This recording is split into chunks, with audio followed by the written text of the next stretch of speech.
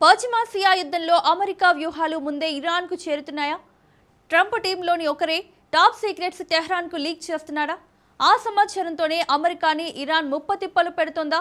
స్వయంగా అమెరికా అధ్యక్షుడు ట్రంప్ అవునని అంటున్నారు. తమలోని ఒకరే అత్యంత రహస్యంగా ఉంచాల్సిన సమాచారాన్ని లీక్ చేస్తున్నారని, అది మీడియా ద్వారా ఇరాన్ సైనికాధికారులకు తెలుస్తోందని అనుమానించారు. అంతేకాదు, ఆ ఏజెంట్ ఎవరో చెప్పకపోతే అంతా జైలుకు పోతారని బెదిరిస్తున్నారు. ఇంతకు అమెరికా టాప్ సీక్రెట్స్ లీక్ చేస్తున్న గూఢచారి ఎవరు? పైలట్ కోసం నిర్వహించిన భారీ మిలిటరీ ఆపరేషన్లో అసలేం జరిగింది? నిజంగానే ట్రంప్ టీంలో ఒకరే ఇరాన్కు సాయం చేస్తున్నాడా? అదే నిజమైతే ఈ యుద్ధంలో నెక్స్ట్ ఏం జరగబోతోంది? Let's watch. మిడిల్ ఈస్ట్ వార్లో ట్విస్ట్, ఇరాన్కు అమెరికా వార్ సీక్రెట్స్. తమలో ఒక గూఢచారి ఉన్నాడని ట్రంప్ సంచలన ప్రకటన. ఎవరా గూఢచారి? ఎలాంటి యుద్ధ రహస్యాలు లీక్ చేశాడు? An hour, and then somebody leaked something, which we'll hopefully find that leaker. We're looking very hard to find that leaker, and talked about there's somebody missing. They basically said that we have one and there's somebody missing. Well, they didn't know there was somebody missing until this leaker gave the information. ఇరాన్లో చిక్కుకున్న తమ fighter jet pilot rescue operation విషయంలో America అధ్యక్షుడి shocking statement ఇది. తమ ప్రభుత్వంలో ఓ గూఢచారి ఉన్నారని పేర్కొన్నాడు. ఇరాన్లో కూలిపోయిన F-15E స్ట్రైక్ ఈగిల్ పైలట్ ను కాపాడేందుకు నిర్వహించిన ఆపరేషన్ వివరాలను ఆ గూఢచారి లీక్ చేశారని ట్రంప్ ఆగ్రహాన్ని వ్యక్తం చేశాడు. F-15E ఫైటర్ జెట్ కూలిన తర్వాత ఒక పైలట్ ను అమెరికన్ బలగాలు రక్షించాయన్న ట్రంప్, రెండో పైలట్ కోసం అమెరికన్ బలగాలు ఇంకా గాలిస్తున్నాయని ఓ వార్తా సంస్థ రాసిన కథనంతో ఇరాన్ ఆ విషయం తెలిసిందన్నాడు. దీంతో ఈ ఆపరేషన్ క్లిష్టతరమైందని అన్నాడు. ఈ వార్త రాసిన జర్నలిస్టుకు ఆ సమాచారం ఎక్కడి నుంచి వచ్చిందో వెల్లడించాలని డిమాండ్ చేశాడు.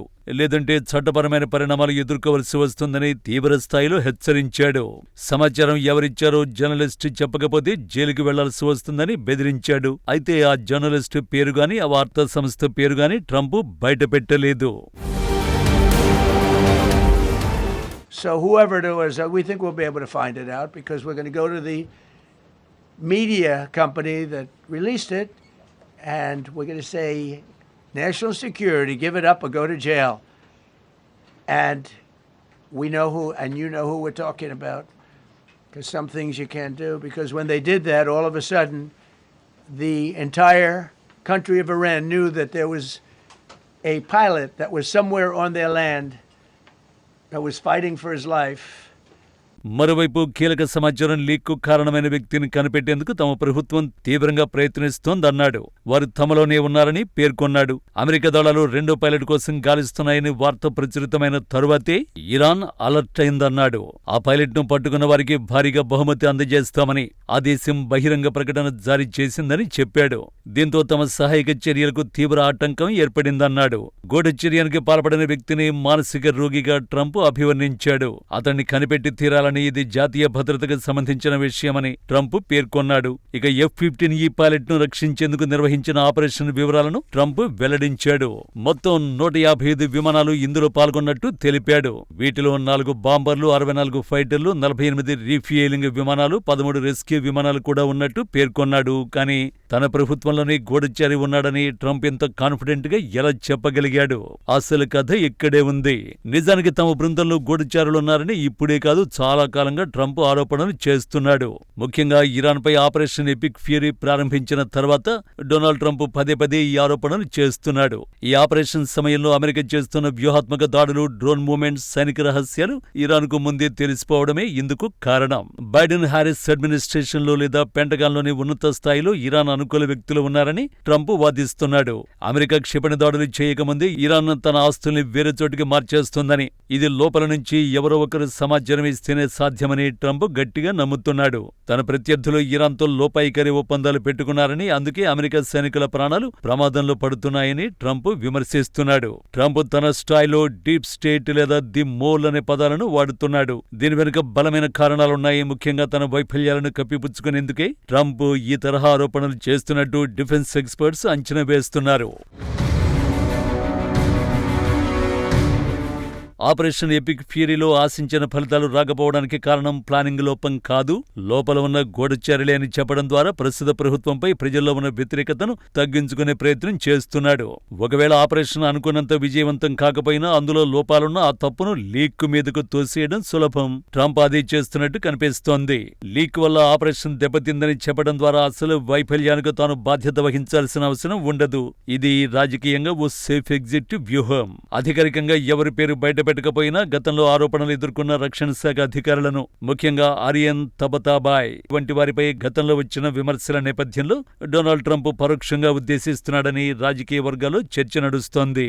ఆరియన్ 2023లో పెంటగాన్లో ఒక ఉన్నత స్థాయి అధికారినిగా ఉండేవారు. ఆమెకి ఇరాన్ ప్రభుత్వంతో సంబంధాలున్నాయని, అందుకే ఆమె సమాచారాన్ని లీక్ చేసి ఉండొచ్చని రిపబ్లికన్ నేతలు, డొనాల్డ్ ట్రంప్ అనుకూల వర్గాలు బలంగా ఆరోపించాయి. అయితే బైడెన్ ప్రభుత్వం దీనిపై పూర్తిస్థాయి విచారణ జరిపింది. ఆ విచారణలో ఆమెకు ఇరాన్తో ఏ సంబంధాలు లేవని తేల్చింది. ట్రంప్ వర్గం మాత్రం ఆమెకు ఇరాన్తో సంబంధాలున్నాయని నమ్ముతోంది. అలాంటి వ్యక్తులు ఇంకా పెంటగాన్లో ఉన్నారని వాదిస్తోంది. 2016 నుంచి CIA, FBI లతో ట్రంప్కు పట్టం లేదు. తాజా లీక్ ఆరోపణల ద్వారా ట్రంప్ చెప్పదలుచుకుంది ఏంటంటే, ఈ సంస్థలు అమెరికాను రక్షించడం కంటే తానని దెబ్బతీయడానికే ఎక్కువ ప్రయత్నిస్తున్నాయి అని. దీనివల్ల నిఘా సంస్థల పట్ల ప్రజల్లో ఉన్న నమ్మకాన్ని తగ్గించి తన వ్యక్తిగత పట్టును పెంచుకోవాలని చూస్తున్నాడు. ట్రంప్ ఆరోపణల వెనుక ఉన్న అసలు ఉద్దేశ్యం భయం, విధేయత. తన టీంలో ఎవరైనా లీక్ చేస్తే వారి అడ్రస్ గాల్లో కలిసిపోతుందని హెచ్చరించడం ద్వారా తన పరిపాలనపై తిరుగులేని కమాండ్ను సాధించడమే ట్రంప్ అసలు ప్లాన్.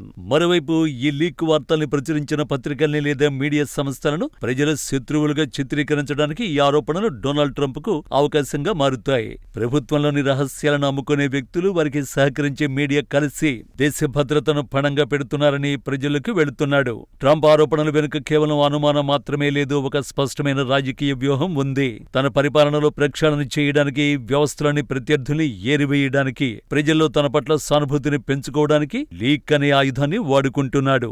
ఈ మొత్తం వ్యవహారంలో ఆరోపణలే తప్ప లీకు వీరిని పట్టుకునే అవకాశం లేదు. ఎందుకంటే అసలు సమస్య లీకులు కాదు, వైఫల్యాలు.